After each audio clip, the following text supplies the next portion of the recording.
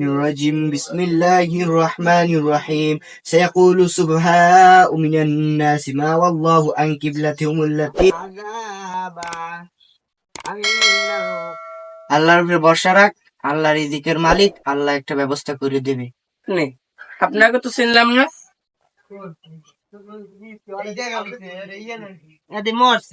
আল্লাহ খাইতে মদ জায়গা সব আছে আছে ওর গ্রামে উনি লড়ে পড়ে আছে বাংলা গঞ্জে।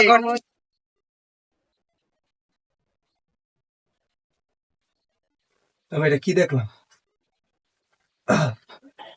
আল্লাহ, আপনার এমন একটা ব্যক্তিকে আপনার খালাই থয়ে আসছেন জঙ্গলে, এটা তো আসলে আপনাদের ঠিক হয় নাই। যাই হোক, যতই খারাপই হোক, সে তো একটা মানুষ।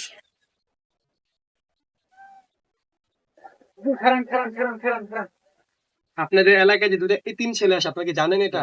যে এক ভাই কাজ করে দিন আনে দিন খায় আর রাতে কোরআন শরীফ পড়ে। তো আমি সেখানে আসার পর এটা ভুল হয়েছে, যেহেতু একজন মানুষ ছিল।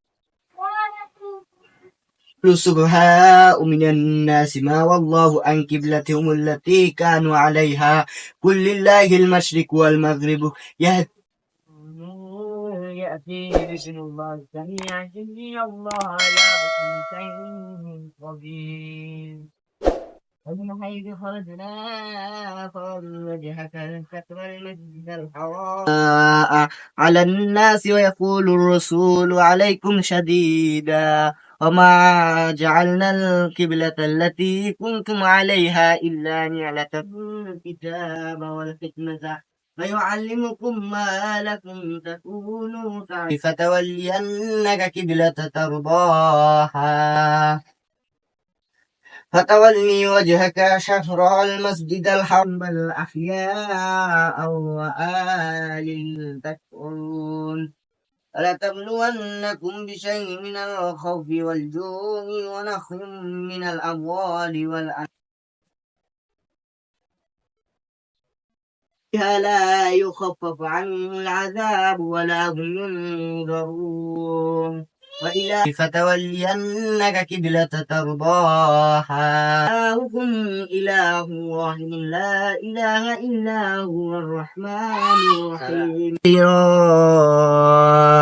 إلا على الذين هدى الله وما كان الله ليضيع كل دابات وتفريق أوتوا الكتاب ليعلمون أنه الحق من ربهم وما الله بغافل عما يعملون يروا العذاب أن القوة لله جميعا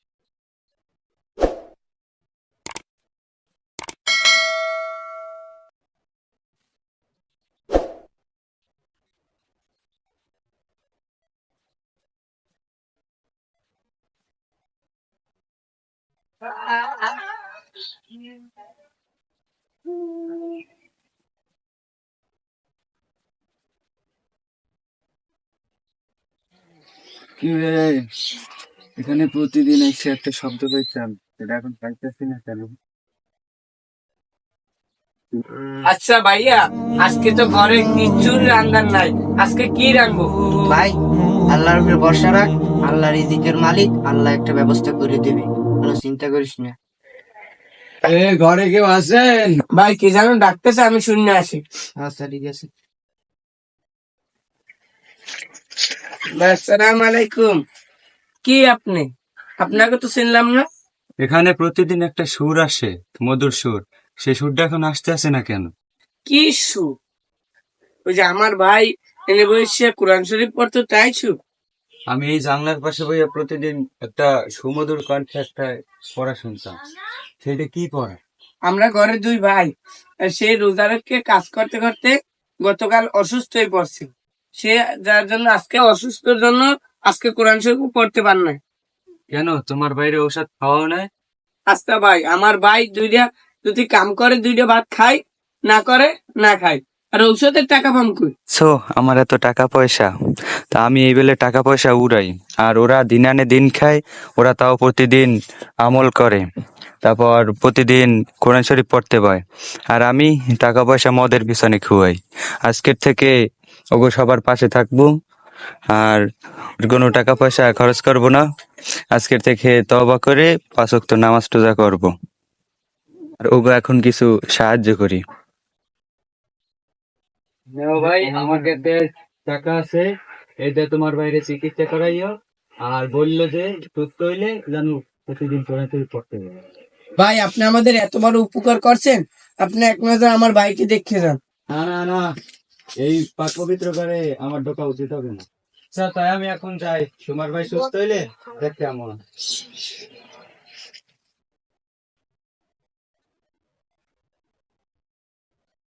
ভাই আপনি যে বলছিলেন না যে রিজিকের ব্যবস্থা আল্লাহ করবে, এই আমাদের আমাদের খাবারের টাকা আর ওষুধের টাকা হয়ে গেছে। আলহামদুলিল্লাহ। বললাম না আল্লাহ একটা ব্যবস্থা করে দিবে। যে টাকাটা দিয়েছে তাকে ঘরে আনলি না কেন? তাকে ঘরে আসতে বলছি, সে আসে নাই। সে বলছে কি আপনার কোরআন শরীফ পড়া শুনে সে পাগল হয়ে গেছে, সে আপনি সুস্থ হলে সে পরে একদিন আসছে দেখতে। আলহামদুলিল্লাহ। কত পাপ করলাম! আমার অনেক টাকা পয়সা থাকা সত্ত্বেও আমি টাকা পয়সা মর্যাদার পিছনে পড়লাম, আল্লাহর ইবাদত করলাম না।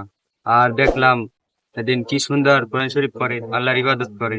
না, এখন থেকে ভালো হয়ে যাওয়া লাগবে। তওবা করে এখন হচ্ছে ভালো হয়ে যাবো, আর 5 ওয়াক্ত নামাজ পড়বো। এখন যাই, ইমাম সাহেবের কাছে যাই, যাইয়া তওবাটা করে আসি। ওকে, বুঝবে তো করতেছে কে?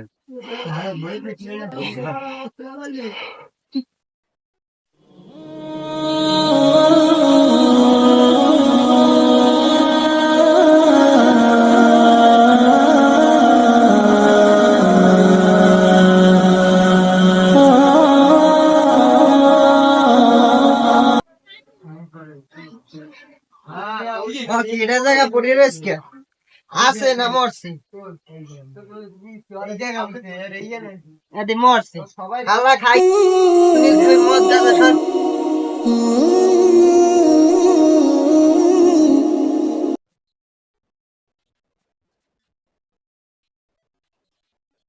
এই কাউকাস, এখনো ঘুমিয়ে আছিস? স্বর্গের গ্রামে ঘুরে পড়ে আছে মহিলা করছে জানাজা পড়ছে না, দিচ্ছে না। কেমনে ঘুমা? ওঠ ওঠ, ঘুম দাও।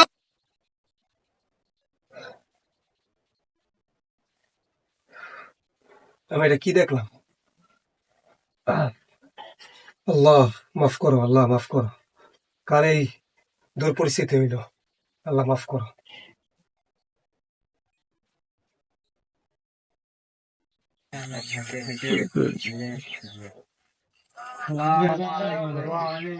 হুজুর ওদিক দিয়ে আইলেন, তাড়াহুড়া কোথায় গেলেন কি? আমাদের এলাকায় গতকালকে একটা ভদ্রলোক মারা গেছে। হ্যাঁ, তার কোনো দাফন কিচ্ছু দেওয়া হয়নি। হ্যাঁ, সেই ভদ্রলোকের বাসাটা কোন দিকে? আমি হ্যাঁ জানাজা দিতে আইছেন। এদিকে গাঁজা খাইতো, মদ খাইতো, এর আমরা রাখিয়েছি ওই জঙ্গলে ফালাই দিয়েছি। আরে আমরা আপনি এমন একটা ব্যক্তিকে আপনার ফালাই থুয়ে আসছেন জঙ্গলে, এটা তো আসলে আপনাদের ঠিক হয় নাই। যাই হোক, যতই খারাপই হোক, সে তো একটা মানুষ। তা জানাজা দাফন দেওয়ার জন্য আমি যখন আসছি, আমি তার জানাজা দাফন দিয়েই যাবো। তা আমার একটু দেখাই দেন কোন জায়গায় সেই লোক। এসব চিন্তাধারা আপনি বাদ দেন। আপনি যেমন আইসেন চলে যান, এসব জানাজার দাও বাদ দেন, ঠিক আছে? ও লোক ভালো না, মদ খোর জুয়া করে আপনি কি জানাজা দেবেন? হুজুর তাই বলেন আমার জানাজা দেওয়া লাগবেই। হ্যাঁ, এর কিচ্ছু করার নেই। আপনাকে রিকোয়েস্ট করতেছি, আপনার দয়া করে যেখানে লাশটা আছে আমাকে নিয়ে যান। জানাজা দিই, জানাজা দেওয়ার পরে আমি সব খুলে বলবো কেন আমি এখানে আসি, কেন জানাজা দিচ্ছি। প্লিজ আমাদের নিয়ে যান, আমারে দয়া করে। হুজুরে তো এত রিকোয়েস্ট করতে আছে, এতদিন দাইছে, লা হুজুর তো লইই যাই এই জায়গা। হ্যাঁ লাও হুজুর লইয়া যাই চলেন হুজুর চলেন।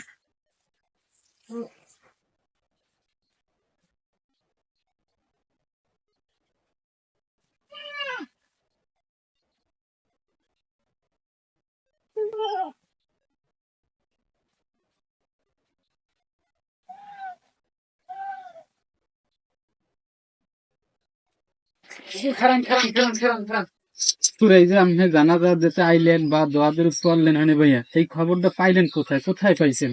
আমাদের এলাকার মানুষই তো জানে না। সে একজন ভালো মানুষ ছিলেন না, হ্যাঁ সে কোথায় পাইলেন খবরটা? আর আমরা এত রিকোয়েস্ট করলাম যে যাবো না যাবো না, আমাকে লইয়েই গেলেন। তাহলে আর কিছু আসছে দিতেন তো আমাকে একটু বলেন দিয়ে আমরা বলেন শুনি।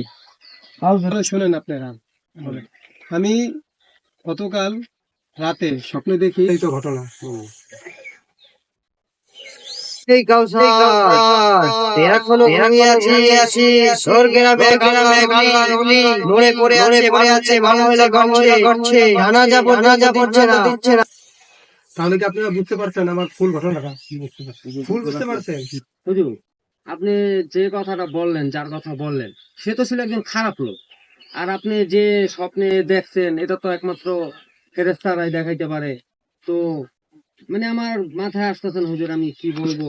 একটা কথা মাথায় বুঝবেন, সে এমন কি যে ভালো কাজটা করছে যে আপনার স্বপ্ন দেখাইছে।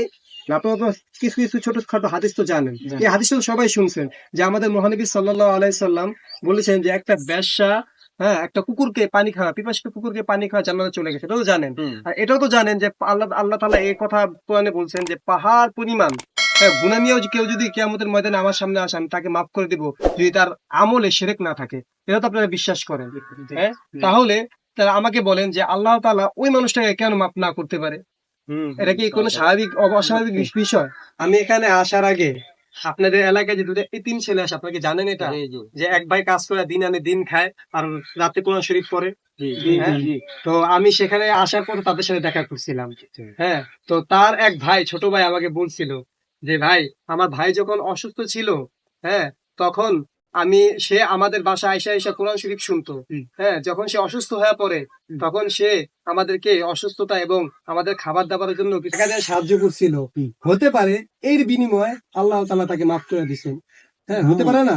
তাহলে ছোটখাটো বিষয় দিয়ে আল্লাহ তাআলা যদি একটা ব্যবসাকে মাফ করতে পারে, তাকে যে মাফ করবে এটা অস্বাভাবিক কিছু না। হতে পারে সে মনে মনে তওবা নিয়ত করছে, হ্যাঁ, তওবা করতে চাইছিল, হতে পারে প্রতিমধ্যে সে মারা গেছে, হ্যাঁ, হয়তো আমরা তো বুঝতে পারিনি, হ্যাঁ, কিন্তু আল্লাহ তাআলা ঠিকই বুঝেন। আপনারা কি পুরো ফুল কথাটা বুঝতে পারছেন? হুজুর ঠিক হুজুর, আমাকে এটা ভুল হয়েছে, সেও তো একজন মানুষ ছিল, তারে আমার দাফন দেওয়া উচিত ছিল। আমাকে ভুল হয়েছে, ভুল হয়ে গেছে। হ্যাঁ হুজুর, আমরা ভুল করে লাইছি অনেক। যাও, তোমরা এই ভুলটা বুঝতে পারছো, এটাই অনেক কিছু। কোনো সময় কাউকে তুচ্ছ মনে করবা না। সব থেকে বড় কথা হলো নিজের থেকে সব থেকে আগে যে সামনে থাকবে তাকে বড় মনে করতে হবে। এটাই আমাদের নবী শিক্ষা দিয়েছে। ঠিক আছে, চলুন চলেন আমরা সবাই যাই। চলেন চলেন।